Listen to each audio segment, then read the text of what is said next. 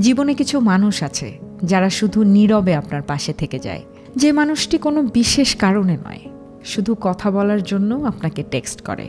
তাকে কখনো ভুলে যাবেন না। যে আপনাকে শুধু তার কাজে নয়, বরং আপনার কণ্ঠ শুনতে কল করে, তাকে কখনো ভুলে যাবেন না। যার হাতে সময় না থাকা সত্ত্বেও আপনার সাথে দেখা করতে চায়, যে শুধু একটু সময় কাটাতে দু একটা কথা বলার জন্য আসে, সে কখনো কম গুরুত্বপূর্ণ নয়। আমরা সাধারণত বড়, লাউড বা চোখে পড়ে এরকম বিষয়গুলোকেই সবসময় প্রায়োরিটি দেই, কিন্তু আসল যত্ন থাকে সেখানে যেখানে কোনো শো অফ নেই। নিজের জীবনে সেই মানুষগুলোকে চিনতে শিখুন, যারা লাউড নয়, যারা বড় বড় কথা বলে না, কিন্তু সবসময় ধারাবাহিকভাবে থাকে।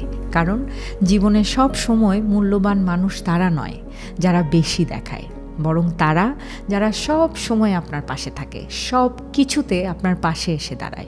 কিন্তু এখানে সবচেয়ে বড় দুঃখের বিষয় হলো, প্রায় সেই মানুষগুলোই সবচেয়ে বেশি উপেক্ষিত হয়ে যায়।